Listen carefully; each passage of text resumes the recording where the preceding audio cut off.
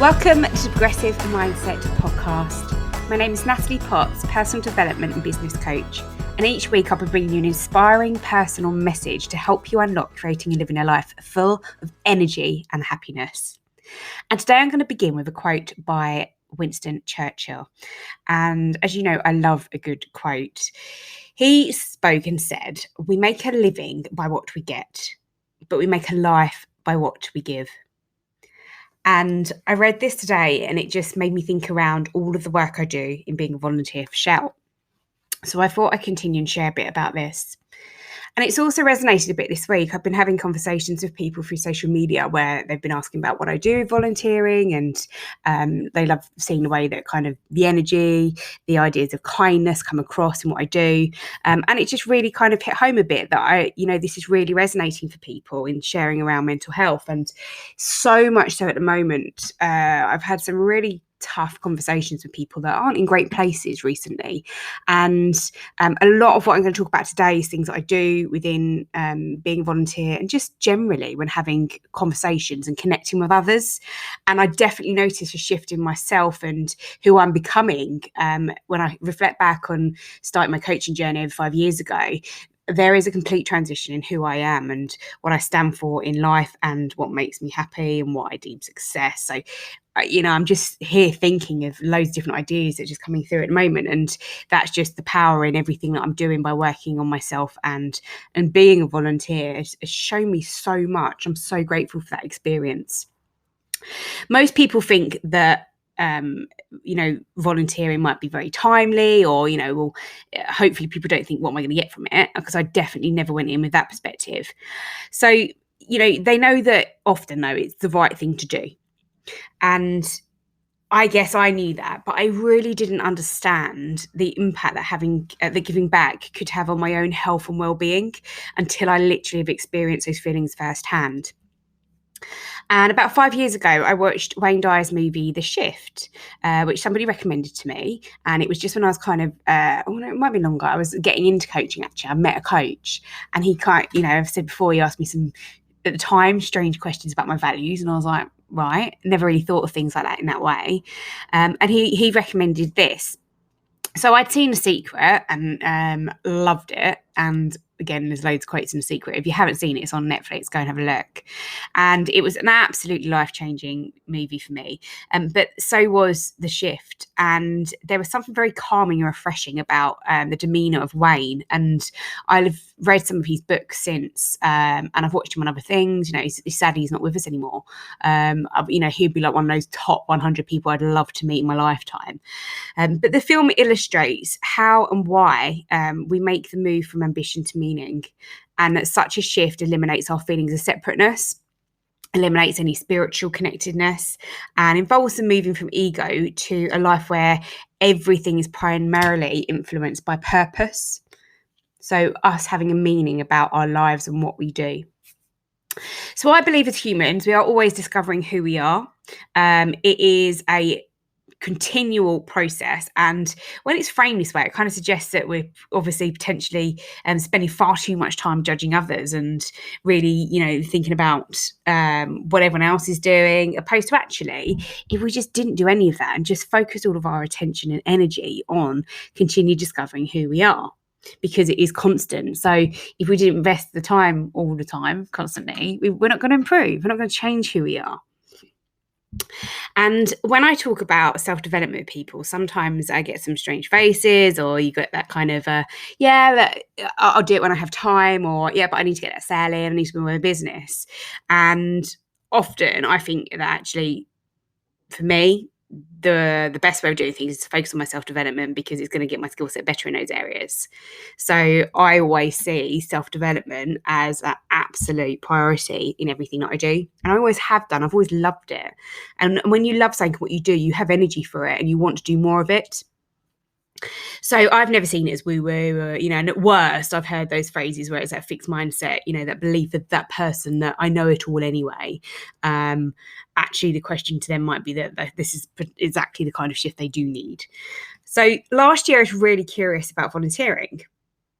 And I went through my stage of burnout and everything, and everybody says you can't volunteer if your mental health isn't in a good state, and where's your mental health out of 10 out of 10? And I sit here sometimes thinking I'd love to meet someone who has a mental state of 10 out of 10, because it's just, I did a questionnaire last week on mental health, actually, because there'll be a focus again in October.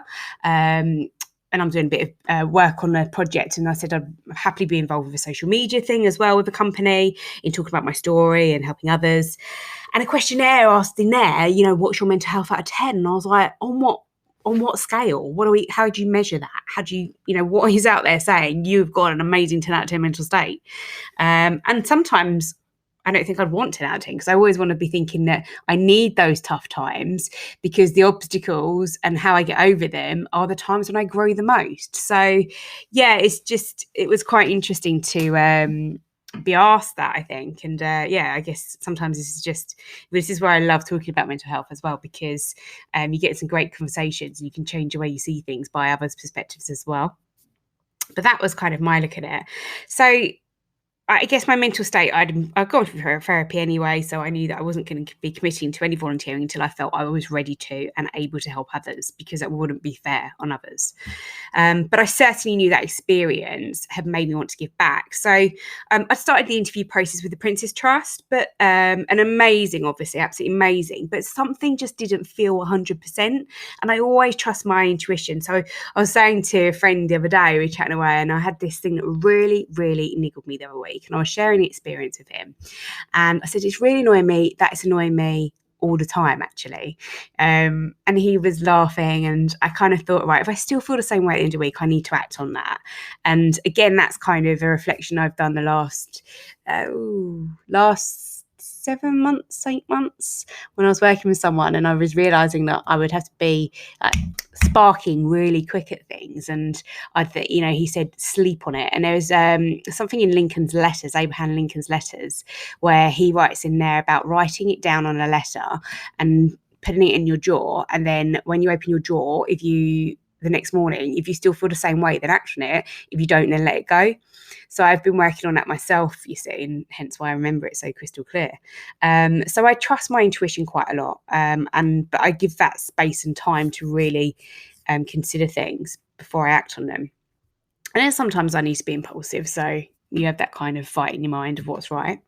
But I came across Shout. So I saw William and Kate, who are in the media, launching a mental health crisis line. And they were supporting it with a grant from their Royal Foundation of about £3 million. So I started, bearing in mind this was all very new, I applied and started the 6 weeks training. I had no idea what an investment this training would be. I look back and think I was stupid to have been so ignorant and thinking it'd be quite quick. And rightly so. I was really taken aback. But I missed the timelines on set things you had to do within certain weeks.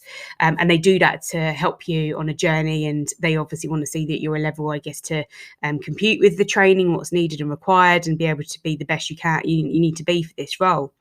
So I was lucky to get on the second batch of training a couple of months later, and then all that allowed me to do is really make sure that I really gave the time to this, and I was going to be focused, and I took it seriously, because I didn't take it seriously at the start, and that annoyed me that I did that. So I tend to find my life's insanely busy, and it's probably more through hearing that of others when they're kind of like, what are you doing now, or what are you doing next, what's going on, or can't you just do one thing for the minute, which I'll come on to later. Or that old favourite I love hearing is, you don't ever switch off.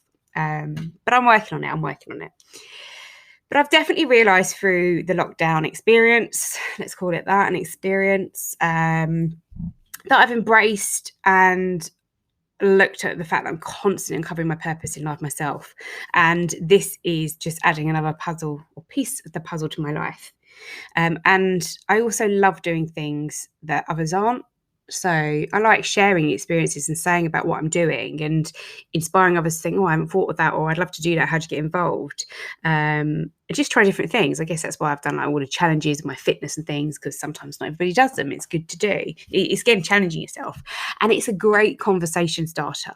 When we talk about networking and, being in the right circles, it's always a conversation starter that I know will impact pretty quickly and get the interest of somebody, and able to, you're going to have a genuinely good articulate conversation with someone, because it means so much to people at the moment, and it will do, and it should do even more so.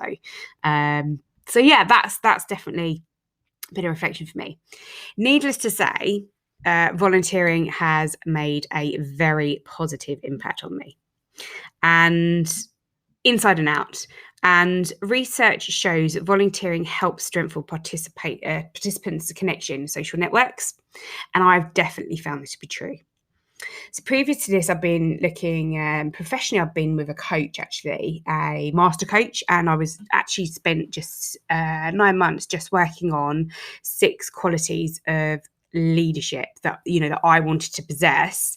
And how I would measure that is that other people on feedback would share that that's what they see in me, in my leadership, in my behaviors, and how I was as a person. So I'd spent a lot of time really looking at empathy. And again, because I've been told in a bit of feedback that once I wasn't very empathetic, ironically, I really worked on it, and then I got told I was too empathetic. So there was, again, that internal fight of, actually, this is me. I'm very happy with how I am now. I'm going to be too empathetic for some people and not enough for others. That's opinions. So one of the most important skills that we have to have is listening. And for me, being a volunteer has absolutely really helped me in starting to master this. And it is absolutely paramount as well in being a great coach. And it's often, unfortunately, something that people fail to do.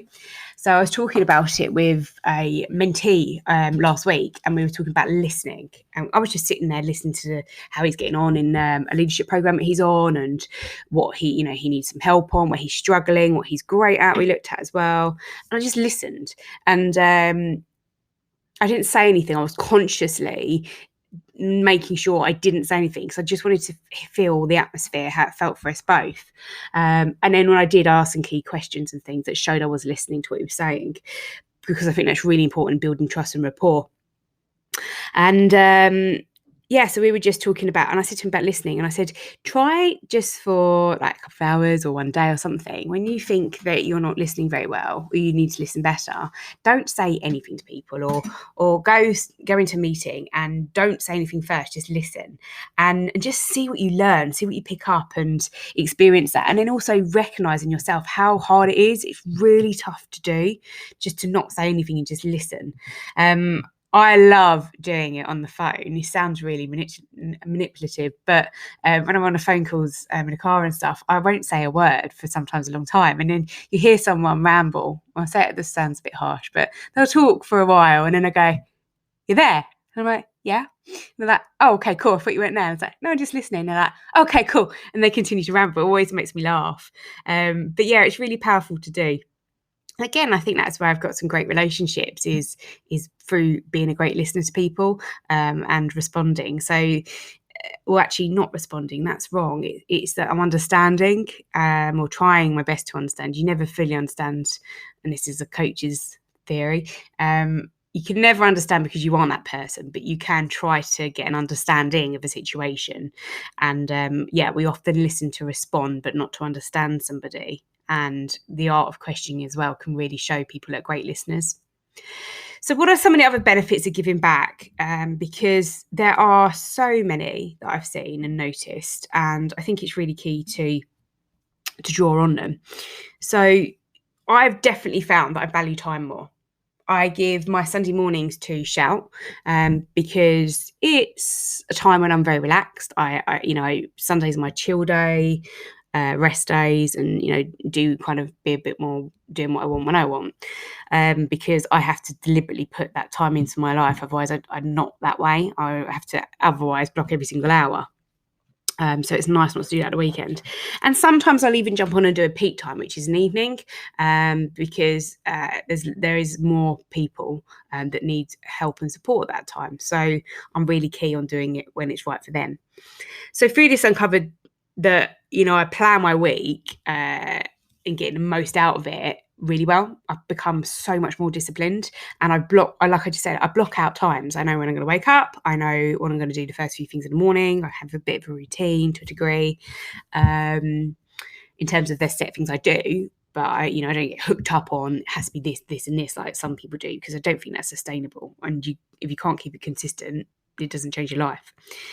So with that in mind, I guess I've looked at sometimes the consequences for that. So like I said, so the Sunday part, I just like to do what I want, because if I don't do that, I notice that I'm not spontaneous, and I really struggle to be that. And I have to remind myself that others aren't like me in life, and they won't always be as disciplined as I am at blocking my weeks out and times. And again, you have to notice that this can make you a certain way in your life that doesn't always play off for you. Because if I then think that everybody's going to be like me and, they don't come to the meeting on time or something changed in their world, I used to think, oh, they're not committed. They don't value the time. They don't value my time. And actually, I've completely had to change my perspective on that and embrace that actually we're all different. And this is a real positive, and we should be understanding that this is someone else and it's just their unique way of being. So I've definitely learned to be more resilient as well, and to just let things go, and not to just, again, like not to judge, which is a really important skill that you have to have as a coach.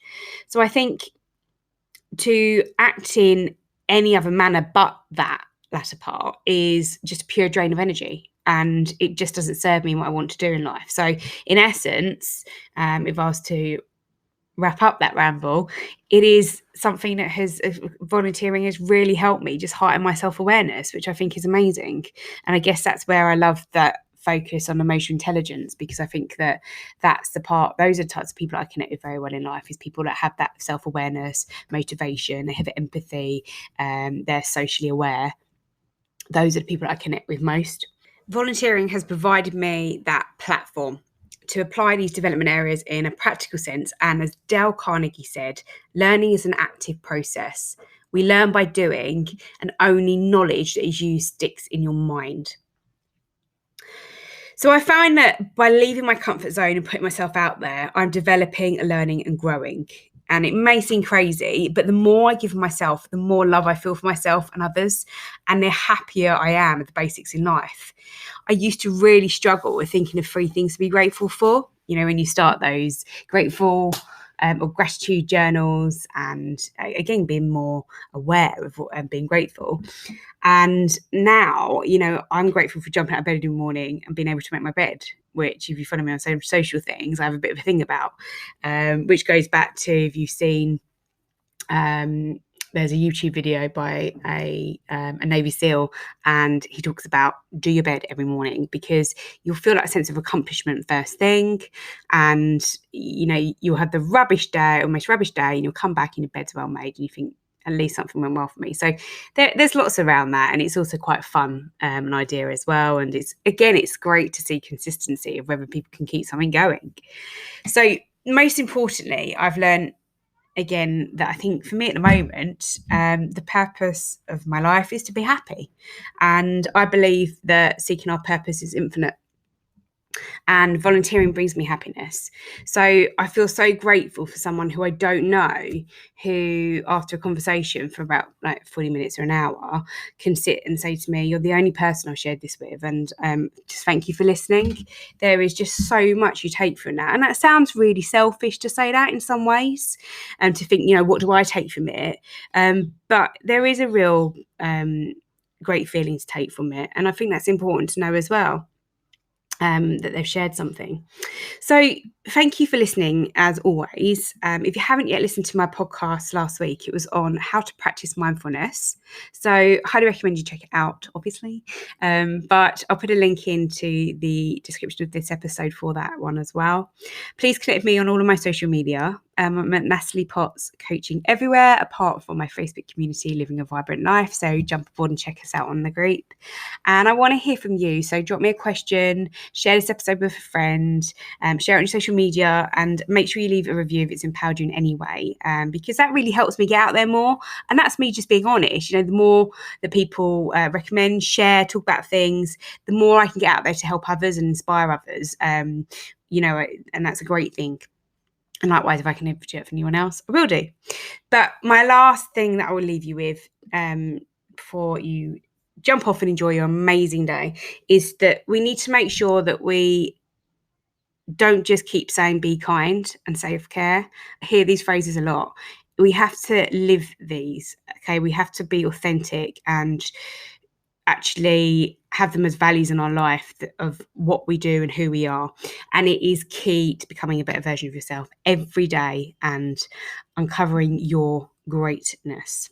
So with that, as always, let's take some action and have a great day and an amazing week.